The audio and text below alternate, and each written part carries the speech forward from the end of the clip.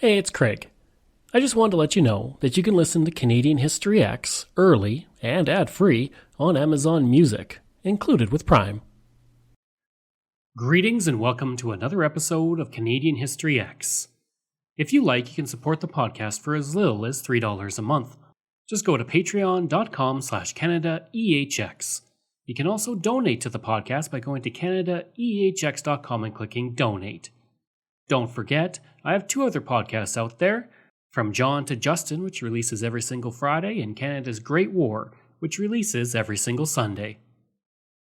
If you like, you can email me at craig@CanadaEHX.com. You can also find me on Twitter, just search for Craig Baird, CraigBaird, and I'm on Instagram, just search for Bairdo37. Today I'm looking at the history of Ponoka, an Alberta community right near Edmonton, which has a really cool history that I'm about to explore.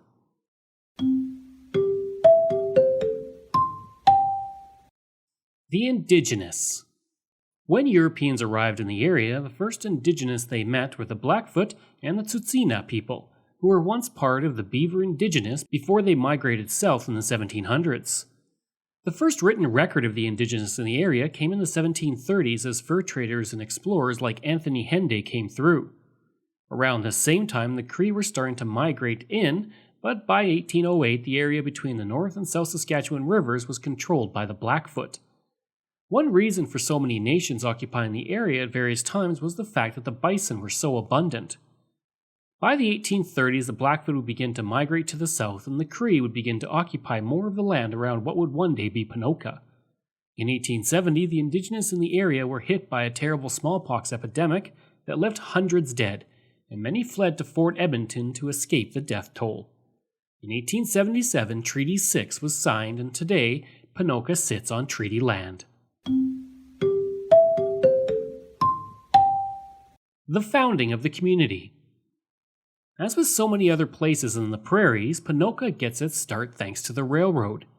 The Calgary to Edmonton line would be built in 1891 with the first train running on July 15th. The first mention of the future community of Ponoka would be in the Edmonton Bulletin on June 13th of that year.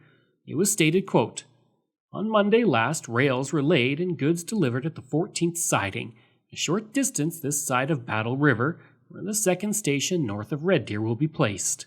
End quote. The stop along the rail line would become Ponoka, and work crews would arrive and begin to build a station at that spot. And the first train would make a stop there on July 27, 1891.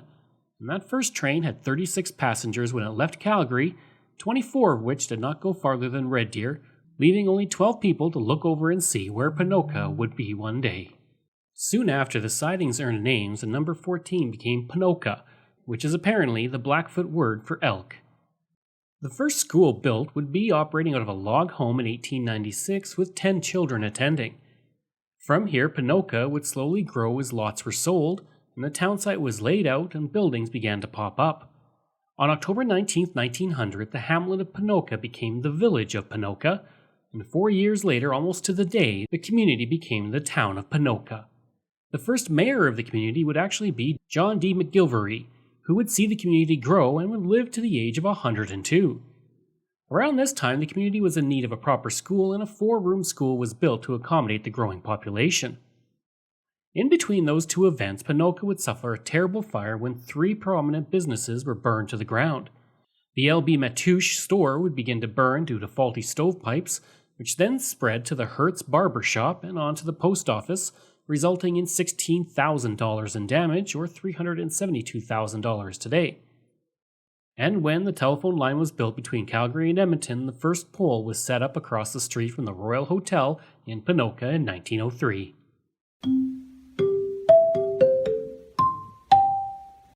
The world's largest horse and saddle bronc rider.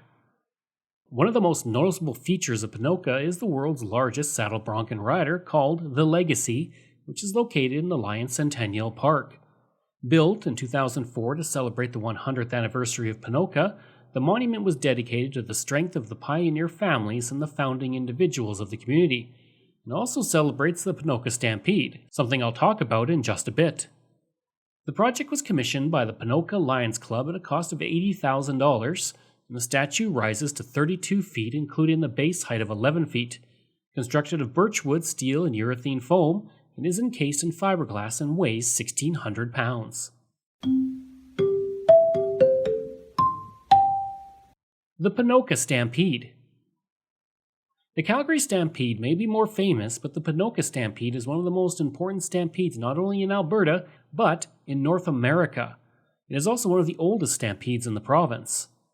The Ponoka Sports Association was formed around 1920, with the first stampede being used to raise funds for the community. By 1936, the stampede had grown to be a 2-day event held over the Dominion Day long weekend, and this is considered to be the inception of the current Ponoka Stampede. The first stampede was led by a man named George McKetty, who was known for being rough and tough and one of the greatest cowboys in the province. A veteran of the Northwest Mounted Police whom he joined when he was 16 and the First World War, he would win the Alberta Bronc Busting Championship in 1922, despite breaking both of his wrists the previous day. But his rodeo career came to an end in 1923 while taking a carload of horses to Ontario.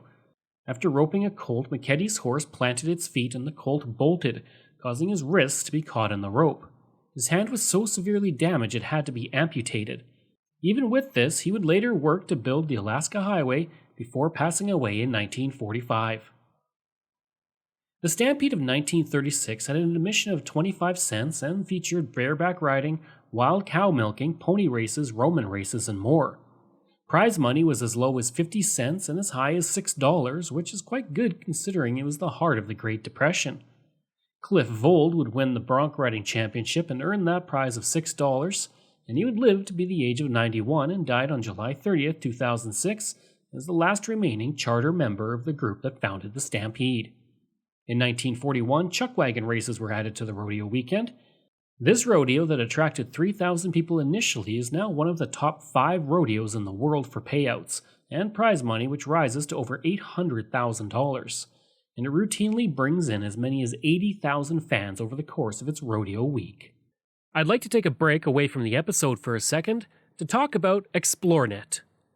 I've spent most of my life living in rural areas in Canada, and I remember the days of dial-up internet and spotty high-speed service. For the past 3 years, I have been a customer of ExploreNet, and I can honestly say that it is the best rural internet I have ever had. My job as a podcaster means I spend a lot of time researching online, interviewing people over Zoom, and uploading content. Through it all, ExploreNet has provided me with excellent service. When I'm not working, I enjoy streaming content on several streaming platforms, and even doing some online gaming with a friend in Ontario. ExploreNet allows me to do all of that with ease. Right now, they offer up to 50 megabits per second on their new LTE network with unlimited data. Their service has only become faster and better since I first signed on. Today and beyond, ExploreNet is investing in building and upgrading the network at a rapid pace. ExploreNet is rural, and that is their route, and that is their focus. For more information about rural internet options in your area, go to explorenet.com or call 1-866-285-2253.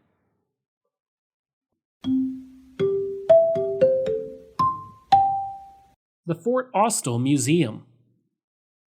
On June 25, 1967, the Fort Austell Museum Society was formed, taking its name from the fort built nearby to Ponoka during the Northwest Rebellion of 1885.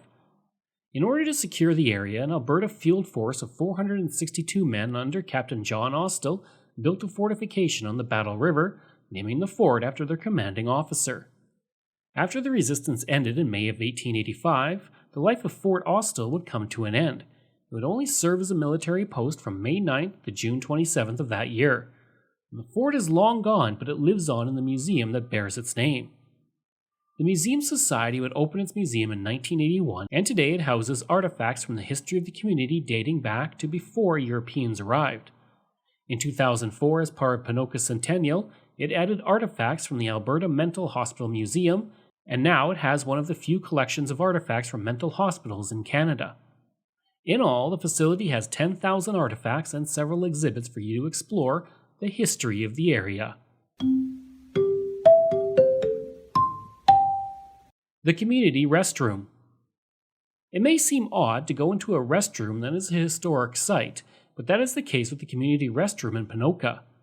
Built in 1929, the simple concrete building was a sign of the changing times in Alberta. At the time it was built, businesses tended to cater to men, and the bathrooms inside were typically for men only. As a result of this, the Women's Institute of Alberta created these washrooms that included a sitting room, play area for children, and a small library.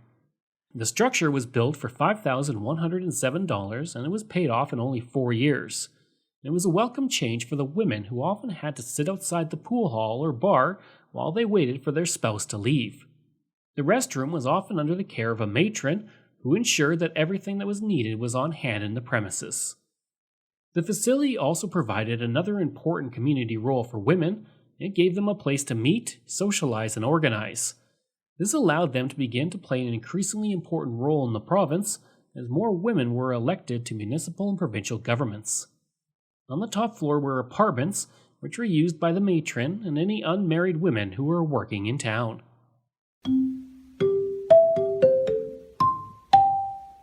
The Ponoka Institute. One of the most important buildings in the history of Ponoka is the Alberta Hospital Building No. 1, located just to the southeast of the community. Built in 1908 to 1912, the hospital served as a place where those who suffered with mental illness were housed in the 20th century. Prior to this, anyone deemed to be mentally disabled was sent to Brandon, Manitoba for treatment. But as Alberta's population was rising with new immigrants, the need for a facility in Alberta became apparent. On August 1, 1908, work began on the new 3-story building that would serve as the first mental health institution in Alberta history. The entire facility was built of fireproof materials as it was in an isolated location, and prairie fires were not uncommon. The rural area of Ponoka was chosen as it was felt that the fresh air and immersion in the natural world would also help the patients. The Alberta Hospital for the Insane, as it was known, would open on July 4, 1911, with 16 cases admitted during the first month. Construction would continue on the building until 1912, and the number of cases would continue to rise, including 164 cases transferred from Brandon. The facility would be used throughout the 20th century and would eventually become known as the Provincial Mental Health Hospital. At the time of its construction, it had room for 150 patients and also a water tower, reservoir, farm, and homes for doctors and nurses. Over the years, the number of patients at the facility would fluctuate, as would its methods. In 1940, the first movies were displayed for patients at the facility, and in 1942, the first prisoner of war was admitted, followed by others. By VE Day in 1945, 6 prisoners of war were housed in the facility. That same year, lobotomies would be conducted for the first time. With expansions, the hospital would house 1,600 people in the 1950s with a staff of 450. The farm at the hospital was also one of the largest in the province, with large herds of livestock, a colony of bees, 100 acres of potatoes, and 10,000 chickens. In 1953, the farm produced 779,000 pounds of milk, 4,925 quarts of cream, 402,000 dozen eggs, 31,000 pounds of poultry, and 122,000 pounds of pork. The hospital would remain open until 2002, when it was closed and replaced with a modern facility that could house 330 beds and 1,000 staff, including 20 doctors and 200 nurses.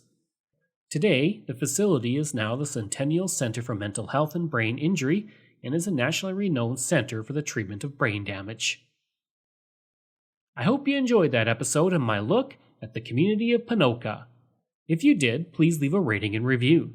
If you like, you can reach me through email at craig@canadaehx.com. You can also visit my website where you'll find hundreds of articles on Canada's history as well as all my podcast episodes. Just go to canadaehx.com. And don't forget, you can support the podcast through Patreon. There are multiple tiers to choose from, all with great benefits. You can support the podcast for as little as $3 a month, just like all of these wonderful patrons have, and I apologize if I mispronounce any names. Randy Hayden, Doug Campbell, Reg W., Deborah Carlson, Francis Helbling, Randall McCallum, Diane Wade, Lori-Ann Kirby, Gary Dolovich, Nick Zinri, Shannon Marshall, Clinton Martinez, Dimitri Shove, Aaron O'Hara Myers, Robert Dunseith, Todd Casey, Catherine Roy, Luke S., JP Bear, Jason Hall, Phil Maynard, and Iris Gray. If you want, you can find me on Facebook. Just go to facebook.com/CanadianHistoryX. You can find me on Twitter. My handle is Craig Baird, CraigBeard. And you can find me on Instagram. Just go to Bairdo37. Thanks. We'll see you again next time.